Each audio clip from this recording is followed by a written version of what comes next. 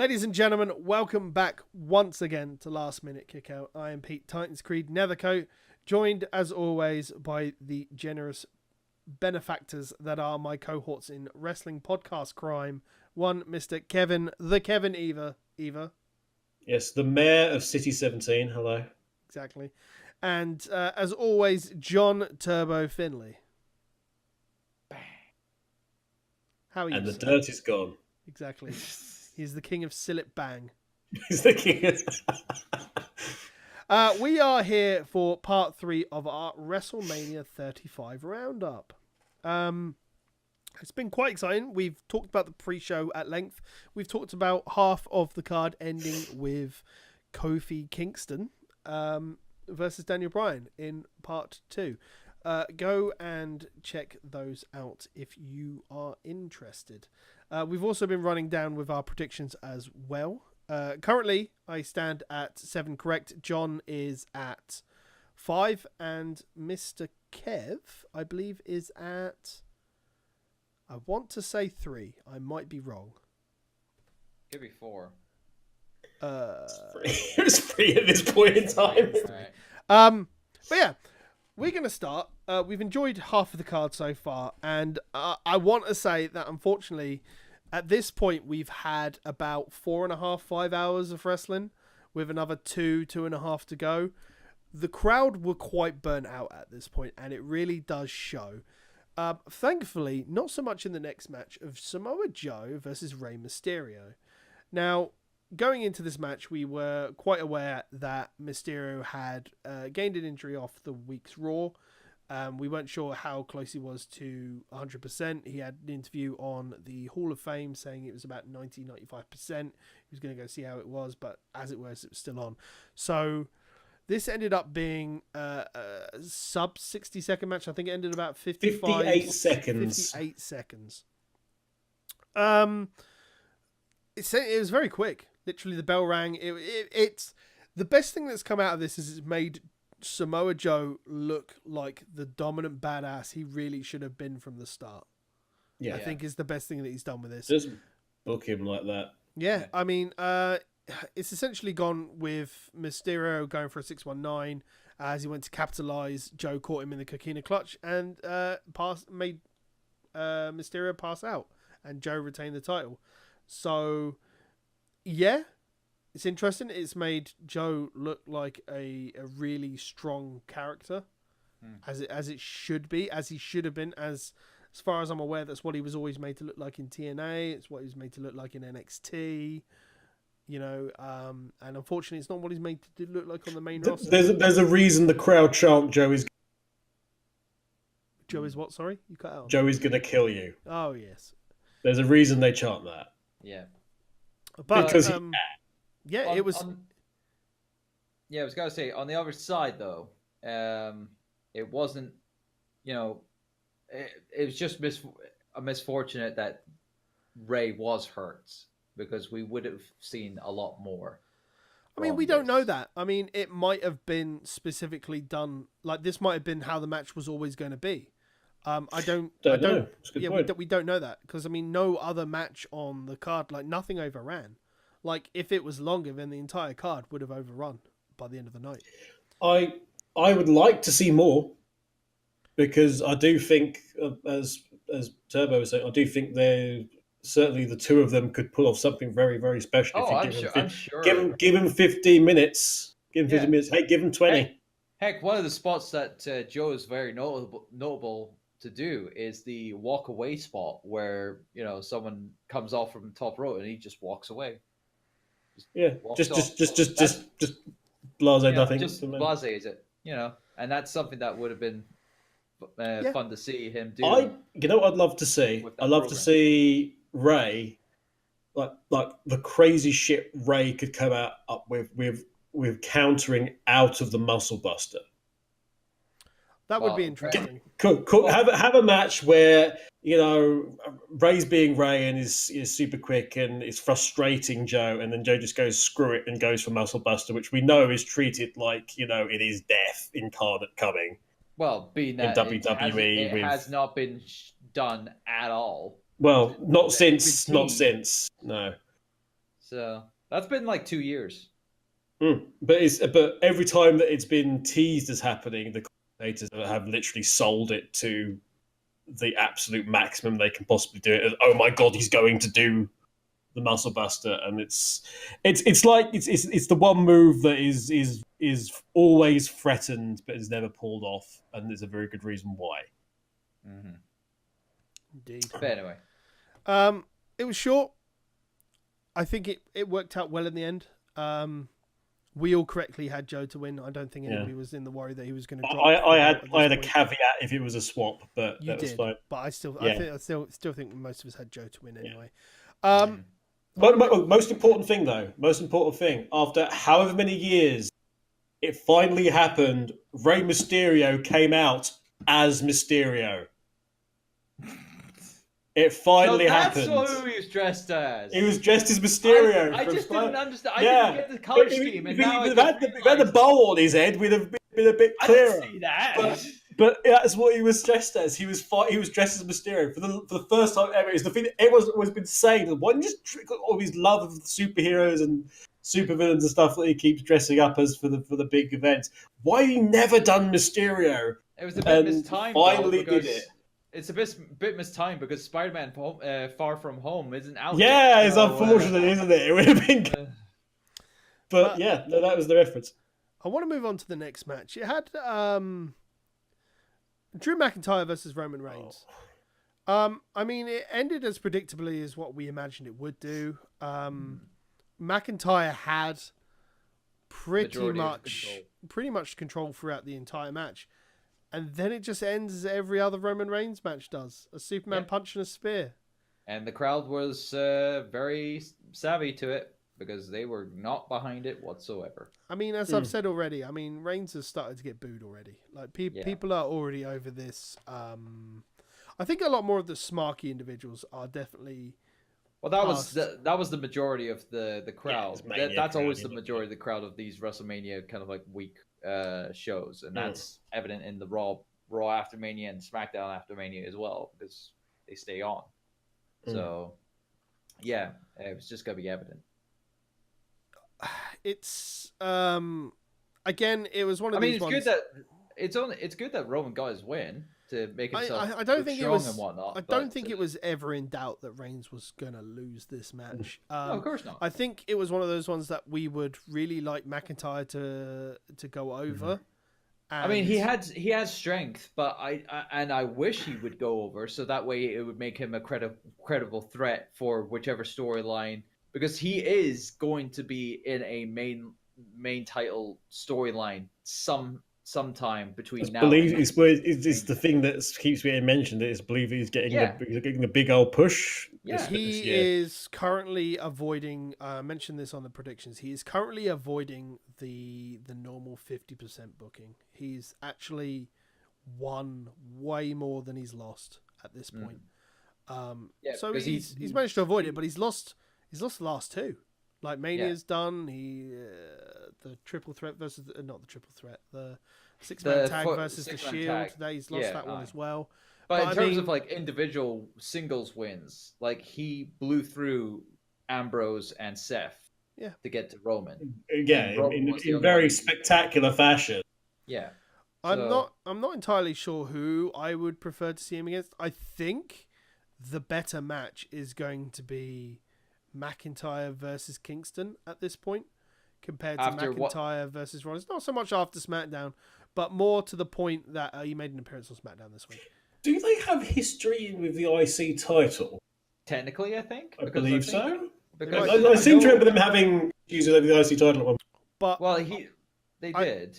It gets away from Kingston. Not Kingston. It gets away from McIntyre versus the Shield by putting him against Kingston. Even if they want to go down the line saying, I dismantled the Shield, I'll dismantle the New Day. I obviously don't think Kingston's going to lose the belt until it's some sort of cage / Hell in a Cell where the New Day are isolated. I think it'll be at that sort of point that they'll lose it. Kingston will lose the belt, but I think McIntyre versus Kingston has probably got a very good showing to come if they go down that route. But that's just me. But yeah, Roman Reigns with the Superman punch and the spear, shocking absolutely nobody to win. Disappointing in the end, but McIntyre put in a good innings, I guess. Yeah. It just made me sad, this match. Mm. It did. Literally, that was my one emotion coming out of it, was just really sad. Mm. On to cheerier times. Elias made his WrestleMania concert with Elias and Elias. This was amazing. I really enjoyed this. I thought it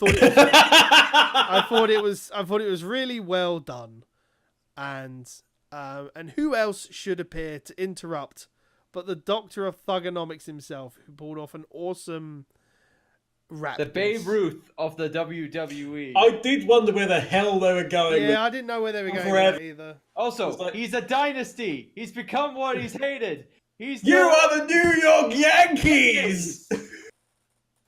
Literally! Yes. Playing into what he's literally Punk's promo. CM Punk has literally told us. Oh, God. The prophets told us long before. Soon we will go to CM Punk's Columbia in the sky. And the summer of Punk will compel us. Yes, we will board the Lady AJ Lee airship and sail through the sky. And the seed of CM Punk, which will probably be some sort of comic, will be kept in a tower. So please watch our Bioshock Infinite Let's Play on there. That's going to continue. Twitch. So yeah, this was fun. It's a nice little interlude to try and get everybody back awake. Which kind of worked, yeah. It did work. I enjoyed it. It was fun. Mr. Turbo continues his everlasting hate for Elias. Of course I do. It's like, I'm never gonna be liking the guy if he's gotta be doing this crap constantly. It's fun. What's wrong with it? You find it fine. I do. I'm just not liking. I just don't like the gimmick. It's because I enjoy content, my friend. Oh, God. Glad you do. But with John coming out as Dr. Thugonomics, John Cena, that was a nice throwback. Although, granted, it was just a throwback. It's not got to be something that's permanent. And, of course, John Cena is nothing that's permanent. So yeah, of course. But all the young kiddies is like, who's this guy? Why is he talking about nuts for? What the heck? I don't think they would have done that since he did come back recently as well. It's called the AA. What's wrong with it? I did very much like that, both he and Cole on commentary referenced that, It used to be called. It used to be the FU. Yep. And for this time, it is the FU as opposed to the Absolutely. AA. That was nice.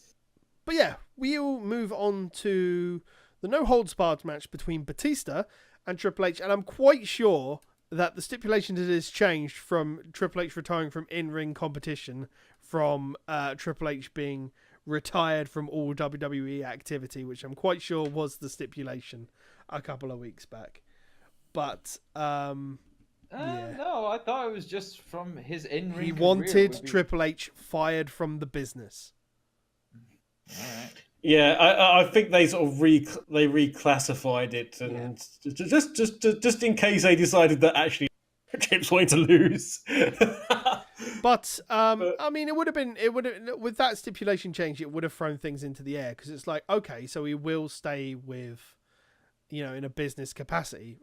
I can kind of see that as a stipulation, but considering from what it originally was, I mean, there was no way that Triple H was going to lose this one at all. Also bizarrely, Triple H actually needed a win.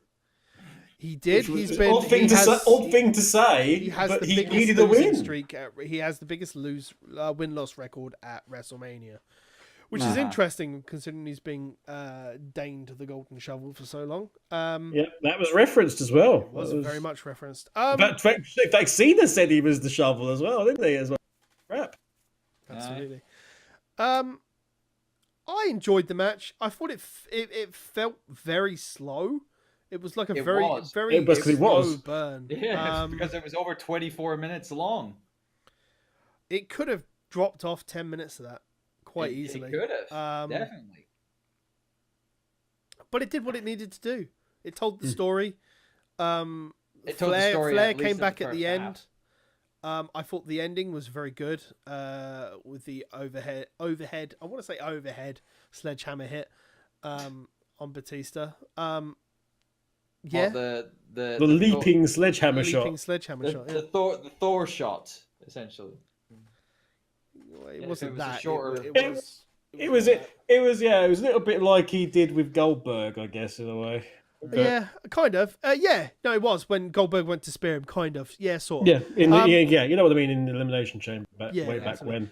There are a couple of noticeable things. Triple H pulled out Batista's nose ring. I put it in air quotations because very clearly the hands were in the way, and the ring was moved round so it would just be pulled out easily. Tiny speck of little red. Tiny. Oh my God! Batista's busted open at the nose. Quick, get the gloves out! Batista attempts a Batista bomb on Triple H on the broadcast table, but it's countered, and he hits Batista with the spear. I'm surprised none of the tables actually disintegrated. Yeah, I think really they were am. They were quite sturdy this time around, well enforced. There were a lot of near falls with a spear and a Batista bomb, and power bombs on ring stairs and pedigrees and various bits and pieces. Yeah. And the twisting of the fingers. Yeah, that felt very Pete Dunne inspired. Yeah, I was gonna say Triple H was definitely Pete Dunne inspired. A few of them are very, and they specifically say joint manipulation when they do it. Yeah, a few people have picked up on this, but it was also, and it was nicely picked up. It was nicely picked up on the commentary that the introduction of the toolbox was a throwback to the previous feud where toolbox came into play at one point. He said, was like, oh, we've seen this before. Both of these guys know what to do with what's inside a toolbox. So there's some really nice stuff. Trips being like the smuggest bastard in the world when he was like doing all the thing. That was really good to see. It was just, again, the re-emphasis of Trips' sort of taking over as the moniker of the dirtiest player in the game and away from Rick. I liked how they were really putting him over when he was doing this stuff as just not being manipulative, just being an evil bastard. Like this is Triple H of older time. This is evil bastard stuff. I am Shane was saying, like, I'm well aware that this guy has this in him. He's my friend, but I'm well aware and has obviously felt his wrath from this. This guy has got a really nasty streak in him, and then some. Yeah, I forgot to mention this for all the previous matches and whatnot. What were your thoughts on like the guest commentators for some of the matches? Like for this match, we had Shawn Michaels. At the U.S. title match, we had like Booker T. I think JBL was. JBL was there, but let's pretend he wasn't. Yeah. So yeah, honestly, Paige was there as well. I think, wasn't she? Yeah, she did. Honestly, it felt like. It felt like it was all leading up to this, specifically to put Shawn at ringside to commentate so that it would look like he was going to interfere. Like, look, here's guest commentators for match, so you expect it, and you're like, oh, Shawn's at ringside for Triple H versus... And they sold that on the fact that Batista kept going to threaten Shawn. And everybody was expecting Shawn to get involved, but it wasn't Shawn. Shawn didn't touch it.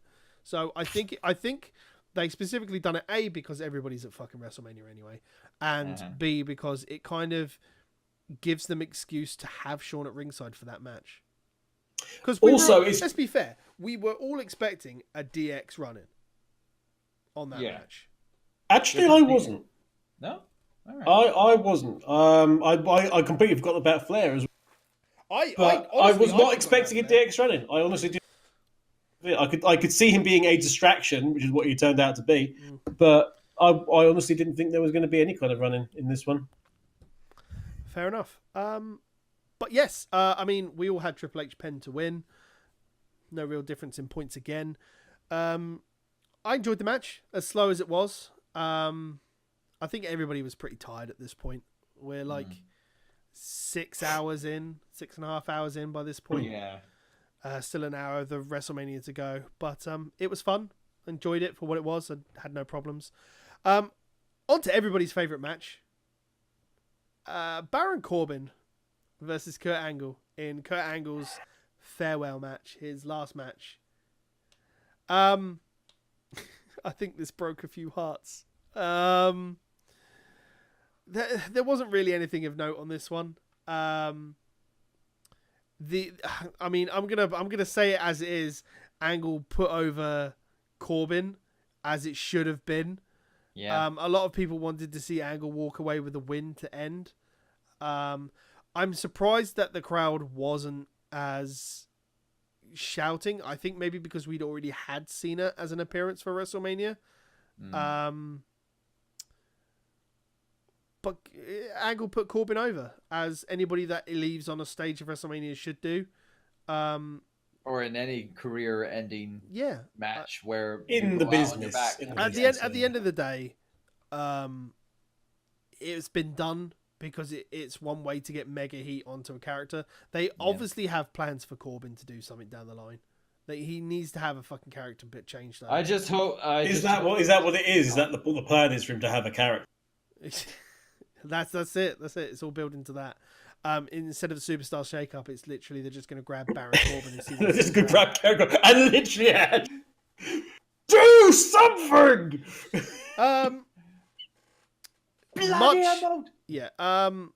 not going to dawdle on this match too much. Both John and I had Corbin to win on this one. I think because it just made the most sense for people. I picked it because I think it should have been done that way anyway. It's the thing that made the most sense in my brain. It was obviously didn't make anybody happy at all. No. We'll move on to the penultimate match of the card. Again, a match that nobody had any... I will mention before we continue. Angle, it was good that you tried to do that moonsault, and thank God you didn't injure yourself doing that. Now, we don't have to worry about you doing anything else. So he's a bit bigger than he was days when he could just do the slow float. The slow float doesn't work as much anymore. He was still pretty meaty. I'll tell you that much. It's still 25? 25? Yeah. 23.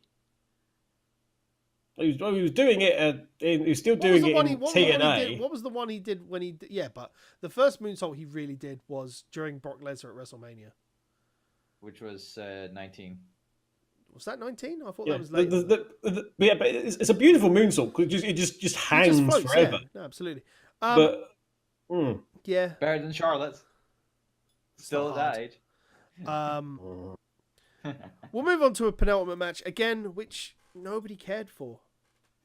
Yeah. The almighty Bobby Lashley wearing some weird ass coloured contacts. He's a Sith, basically. Apparently so. Versus Demon Finn Balor. So Finn won. Yeah, pretty much. So anyway, final match. Seriously, just like the prediction, we didn't care for it. It was kind of crap. They managed to make the demon look, rubbish. And pointless. Well, here's the thing. A lot of people were kind of thinking, well, why did Finn have to lose the title only to win it back and whatnot? And say, well, here's the thing. Finn won the title because of a handicap match and pinning the hype man to win the title first time around. So he needed to beat Bobby because he never beat Bobby Lashley himself as Finn Balor. So he needed to be the demon in order to beat Bobby Lashley on his own. I'm waiting for the comeback of the cat, just so she can go against Demon Finn and they can just hiss at each other throughout the entirety of a match. God, that was silly. Now, the Demon versus Ernest the Cat Miller. Yes. Let's have that. Leo Rush has appeared at a WrestleMania. To do Jack. I mean, look at it this way. He didn't say anything controversial. True. At WrestleMania. He appeared on my screen. He appeared on my screen and took about 3 stars away from the match just by existing. The main event, WWE's history main event of a first ever women's main event at WrestleMania. of Becky Lynch versus the Raw Women's Champion Ronda Rousey versus the SmackDown Women's Champion Charlotte Flair in a winner-takes-all triple threat match for both titles. Just in case this storyline couldn't get any more convoluted, we put every belt on the line. Because, hey, when you're WWE creative, the best thing to do in any storyline is to add a title belt, let alone 2. To overbook that sandwich. I don't know what to say about the match. The match was good. The match was regardless of what serviceable. you think of how the ending should have happened, regardless of how the ending did happen. There have been many conflicting results post Mania of how the ending should have happened or how it was meant to happen. At the end of the day, there has been something that's gone askew. Someone has taken it a bit personally that they look a little bit weak compared to what they should do. But since nobody knows how it's actually meant to end, other than hearsay and everything else, regardless of what you think, the right person won. The right person was still going to win that match anyway. Yes. I thought it was a really enjoyable match. The match itself... Before the finish, yes. The match itself does not make anybody look weak. They managed to... The only person who looks weak coming out of this, regardless, is Ronda Rousey. But that's only because she's been booked to look so unstoppable in every match she's had since she won the belt in the first place. Like, that's the problem here. Because she's been booked to look so unstoppable, when she actually comes against 2 people in the triple threat match as it is, that just batter off as it is, she just looks weak on that part. Not because of how she lost. Well, what was it? She had a good challenge in Sasha Banks back at the Rumble, but then afterwards she was being so dominant against. Yeah, but look at how she won. Like she won by just locking it in. Like literally, she locked it in and there was an instant tap. She still looks unstoppable at that point. She's been booked up to the point where she locks it in, she wins. That's it. Yeah. That's how she's booked. She's not booked to a point where the match looks good and someone manages to break out of that part.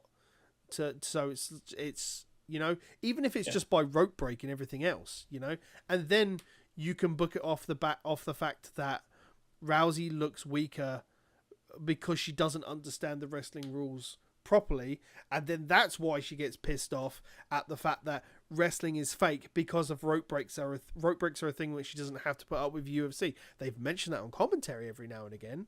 Like she gets angry because the rope breaks are a thing where it's not been before in the past. Okay, so I'm going to say that if that's a thing, if it's a legit thing, she has no right to say it. Because the whole point is, and one of the reasons why she obviously didn't tap out was because she never tapped out in UFC. Yep. But before that, she never tapped out in judo. Judo, martial arts. There is a play. Let me just say that when they said about the tapped out in judo, they said she's never tapped out in judo below a certain level. Oh, they put an asterisk in there, did they? Oh, but this is But thankfully for her, this is wrestling, and you can just say that didn't happen anyway because wrestling. But within judo, as somebody used to do judo, there is a plane. There is a plane. Well, in terms of the mat, if you go outside of that, it is stopped, or the hold is broken, and what have you. So. Her going, if she's legitimately upset that rope breaks are a thing, she's literally done a sport at the beginning of her life where breaking the plane of the combat area, the combat is stopped. So it sounds quite an odd thing to me. John? Yeah, I mean, with the actual work rate between the 3 during the match, it was good.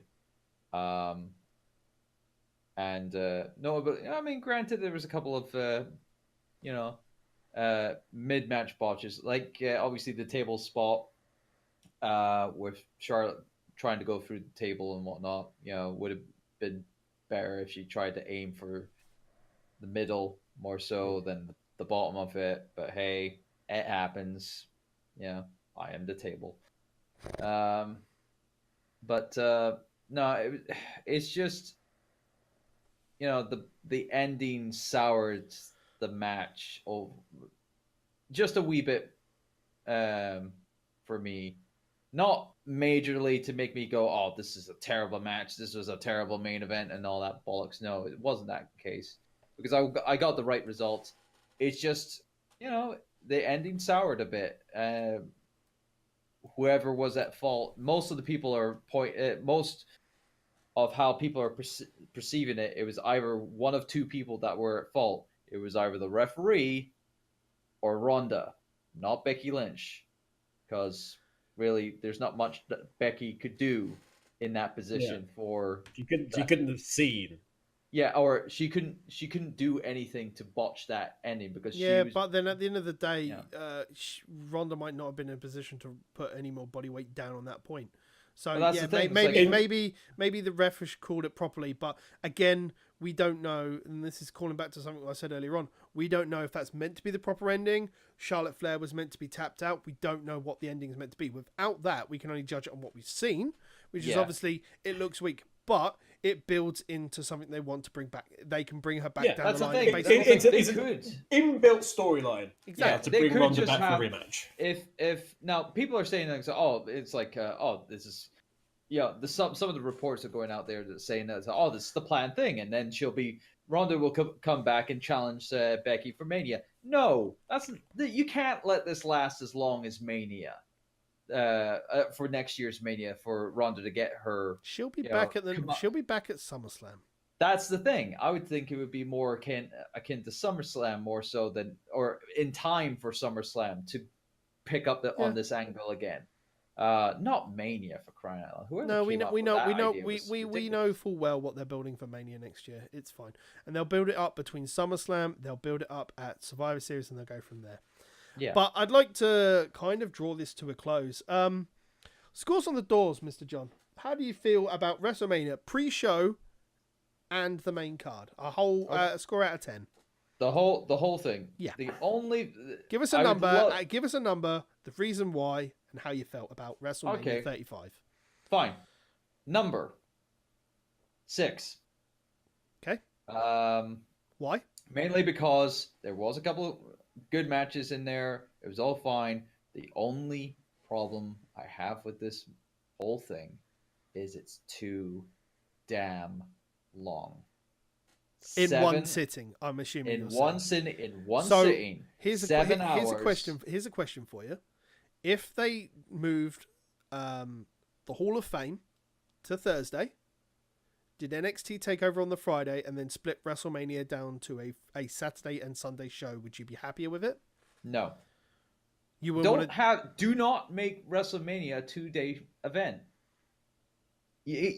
We've had WrestleManias that, like, all the WrestleManias back in the day, like back even 20 back at 10 years, 15 years ago, they were only like 4, yes, but at maximum 4-hour shows. And granted, the matches that they had, granted there were some dud matches in those kind of like 4-hour shows and stuff like that. But in for the whole thing to be that long, I mean, granted, you can have as many matches as you like, but you don't need to have it that but you are basic. Here's the thing, especially for the final match. The final match also was hindered by the fact that Michael Cole was losing his goddamn voice again. This is the second year he has done that. In fact, that's a symptom of doing so many bloody matches. Yes, yeah, well, here's the thing. I mean, so long. This is why they tried to do a lot more of the guest commentators. Is my thought. Exactly. Right. The other thing I want to address, John, is that a 4-hour WrestleMania works when your main shows are 2 hours long and your main card and your main pay-per-view is longer than your main show. WrestleMania is the biggest show of the year. They want it to feel like it. That's why it's so long. The problem is also that the roster is 400% larger than what it was 10, 20 years ago. Yeah, They've but got so much talent they want to show off. But WrestleMania is not a music festival. Okay, music And festivals. it's not even a concert. Okay, well, I mean, technically it is. It's entertainment, yes, but it's not in that caliber. What's the point you're trying to make here? It's basically the entertainment is not short enough to be, it's not bite-sized. Yeah, it's not bite-sized, but it's not long enough to be a bloomin' weekend But event. you've got 15 musical acts that have just happened over the span of 7 hours. And granted, it's a bad thing. Well, for this Band-Aid's not an annual thing. Yeah, with an entire year building up to it. Band-Aid is also not one big company with a roster of thousands of people. It's symptomatic in terms of the length of how bloated WWE is with its position as the monopoly, and if there's too much for it to show. Yeah, I'm still I'm still standing by my number. Oh, that's fine. That's fine. That's absolutely and it. I'll stand by my reasonings on it. That's fair enough, and Mr. Kev. A number, the why, and how are your general feelings? I'm going to go to 7. Okay. I think that there was a lot that I liked, and there was a couple of matches in particular that I really, really liked. I loved Shane versus Miz, continuing our run of better than it had any right to be with those guys, and I should probably stop saying it now because it's just good performances when these guys are involved, and it was good to see Miz do what he does. The Kofi match I have literally watched about 4 times. I can't remember the last time I've watched a match over and over and over again. See, that's how Kofi match was brilliant from both sides, and performance on the outside and the atmosphere, everything. I can't remember the last time there's been a match like that. But there was a lot of bit disappointing stuff. I was so in for Reigns and McIntyre just ripping the roof off the place, because they're more than capable, and it was incredibly disappointing. Like I said before, the AJ Styles Randy Orton just was like, eh. And the women's tag team was meh. The SmackDown tag, it was okay. It was amazing. Yeah, it sounds like while you enjoyed the majority of content, it didn't live up to the standard. It wasn't Mania. The matches that I really liked really were the complete. This is absolute everything. This is WrestleMania, damn it, and some just felt like a pay-per-view match. There wasn't anything wrong with a lot of the cards, but it wasn't WrestleMania performances from a number of the matches involved. So, before I give my score, I want 8.5. I want you to tell me what you think I'm going to go. 8.5. I'll say 8. I'm actually going to give it a solid 9. I thought it's been the best WrestleMania in years.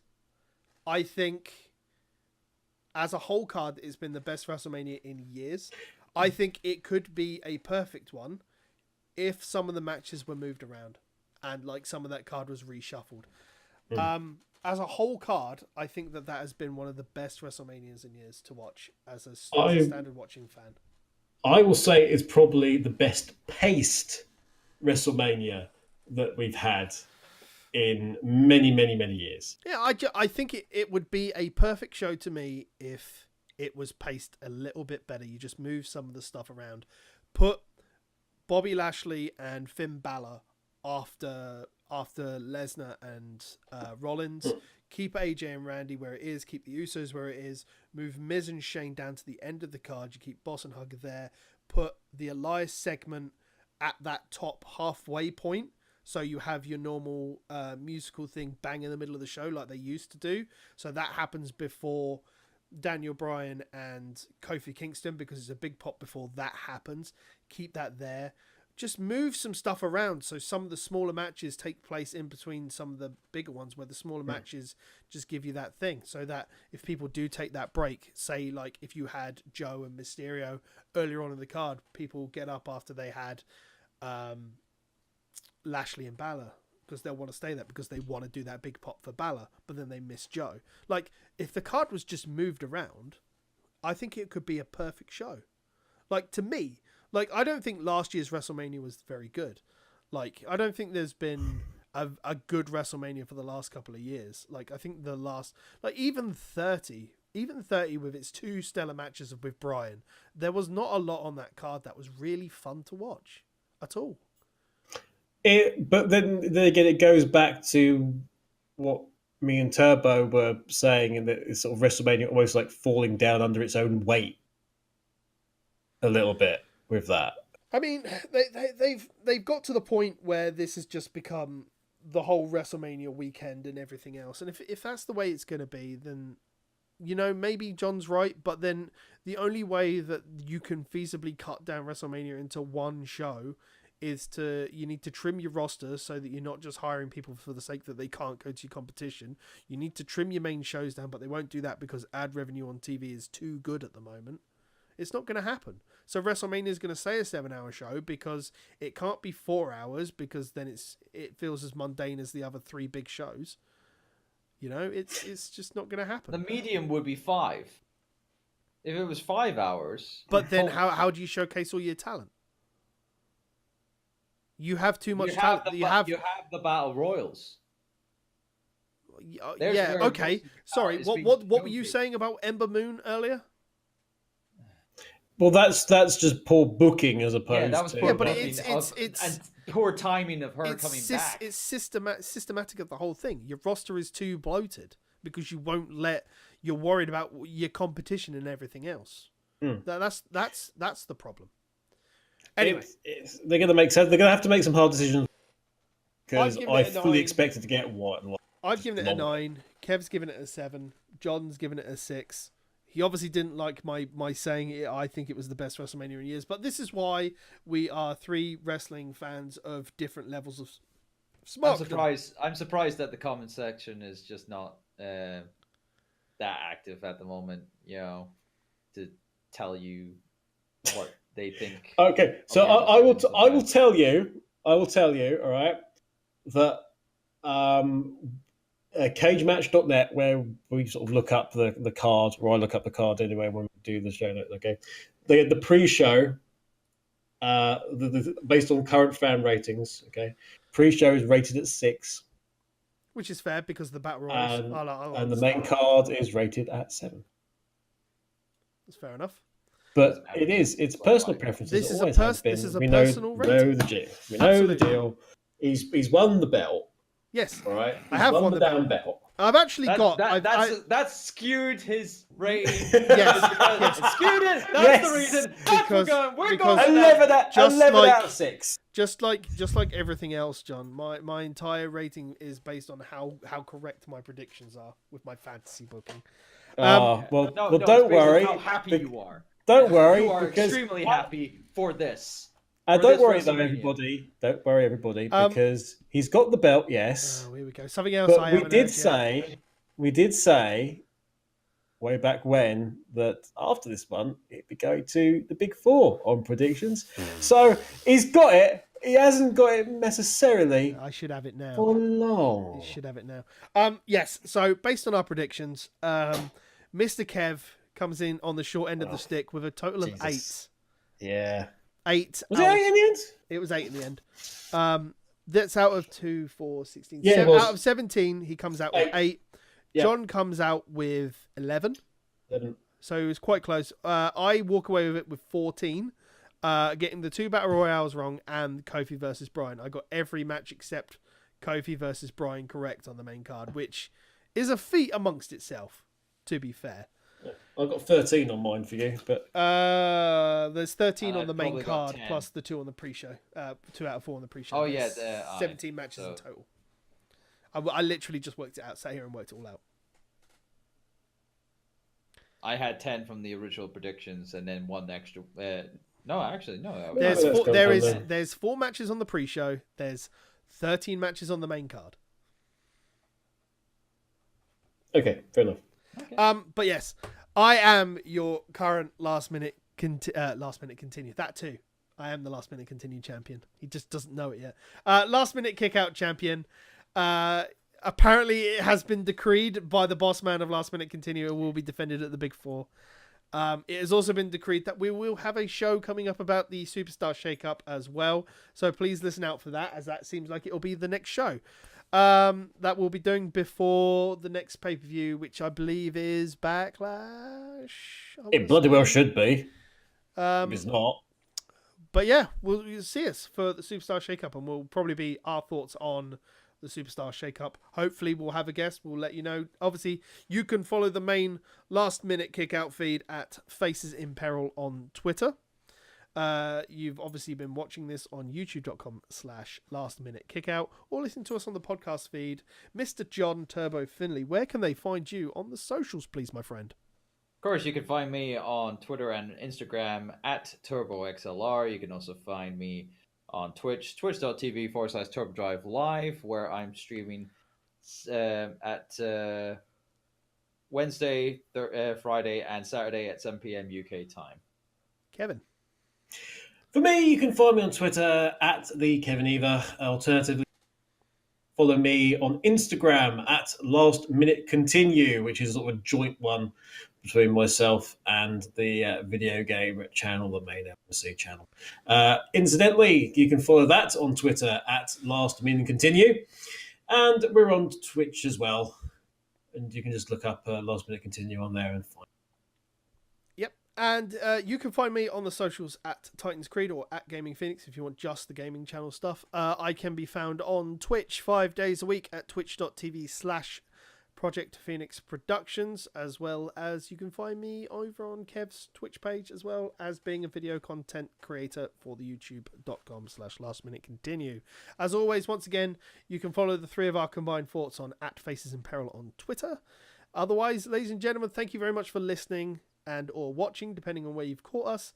If you want to get in touch with us, we've told you all the socials. We'd be happy to hear from you on your thoughts on WrestleMania. You can do it in the comment section below, or just hit us up on Twitter as well. Thank you very much for watching or listening, ladies and gentlemen. Until the next time, we will see you in the next cast. Peace out.